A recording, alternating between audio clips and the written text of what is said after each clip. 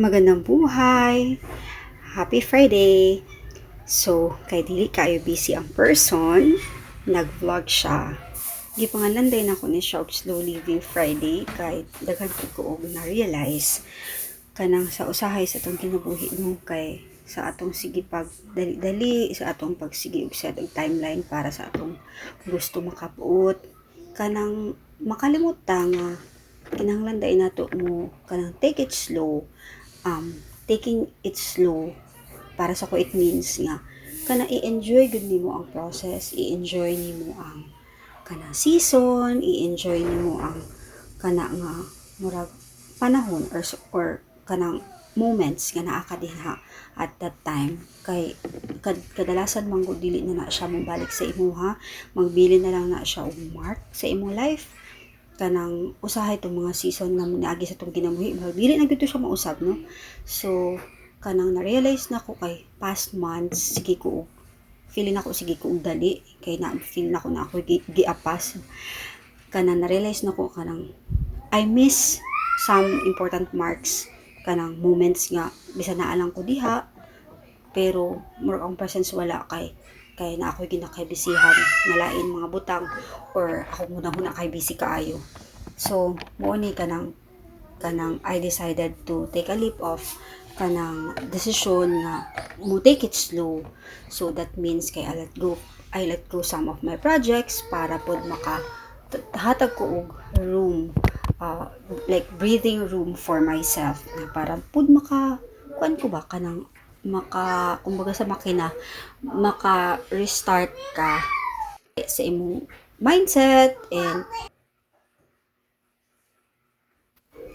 pasalamat kay kog dako sa Ginoo kay naagid siya like word nagipahinumdum sa kuha kini sa Matthew particular nag-speak gid maayo sa akong heart and it reminds me of my purpose gid ba nga kanang nabuhi lang gid ba ko tungod sa panginahanglanon or kanang ang akong pagpangabuhi lang gid ba kay tungod lang gid sa kanang survival kanang maulan jud ba ni ang tumong sa akong kinabuhi tapos mo pag matigulang mahulat na tawag mamatay kanang kabalo ko daghan kaayo sa tuan nga kanang ingon ana ang murag ang atong sitwasyon karon and I'm praying na kanang mas makita unta nato ang greater nga kanang purpose o mission ni God. And I pray na maskin unsa atong ginabuhat, it doesn't matter how big or small, every actions, every decisions, it would lead us to God or it would lead us to fulfill His purpose. Kanang dili lang gud ang atong kanang kaugalingon lang na interest or dili lang kanang atong tawhanon lang na kanang kagustuhan. It always goes back to God's will kay mao man gud na ang kanang pinaka-importante. At the end of the day, at the end of our life, kanang what really matters is kanang kinsa ta ug unsa tong relasyon sa Ginoo kay mawala man gud ang tanan. So mo to man ako og prepare sa breakfast ni Habs.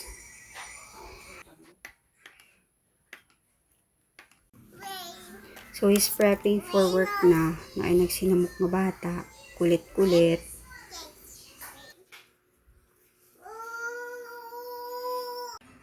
So while his head is playing, take a look sa akong emails and then sa akong workstation para mag-check or na updates. So kay flexi time naman ko. So kaya ra kay na ko ang like isa lang man akong work. So kaya na kayo siya this time. So very flexible na and yep, so mauni akong usually daily routine in the morning kanang mag-check sa ako. And then I let it play tagaan ako siya ka ng mga activities na wala sa screen time kanang pagmata niya. And then we go out kay namalit ni og fish, shrimp na siya. Sa among silingan, very fresh, good. So, yep, thankful kay me. And then, sumuoto, wala na siya ka-play, siya na lang isa. Gaing ana na siya guys. Kananaanad na siya, siya lang isa.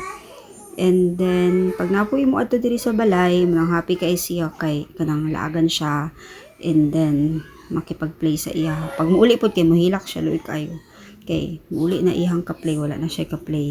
So habang nag-play ra pud na siya, nag-prepare pud mi sa among breakfast kay naman mi kauban diri sa house, like house helper namo siya, every morning lang mo adto tapos hapon mo ulit na pud.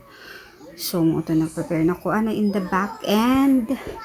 So kay nga naman na yung routine after niya magmata sa morning, mag-inom siya milk or like crackers, tapos like after few hours kay paano na ako siya breakfast, murag snacks niya pero baliskad. So ayun, mamahaw na ta. So nag-prepare po ko coffee. So wala mo kay sugar, no? Ay wala ko ga sugar, tapos naubusan ko condensed milk. So Milo akong gibutang. Why not?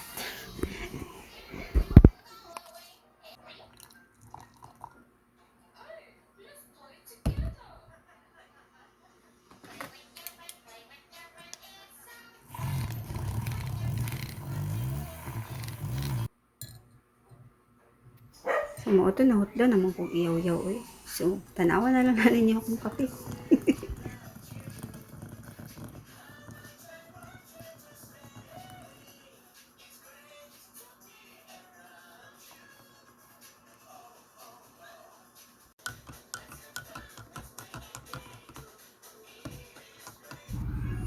So kana nag-prepare ko og kanang breakfast ni said, same lang ni sudan, kalabasa nga saute, something like that.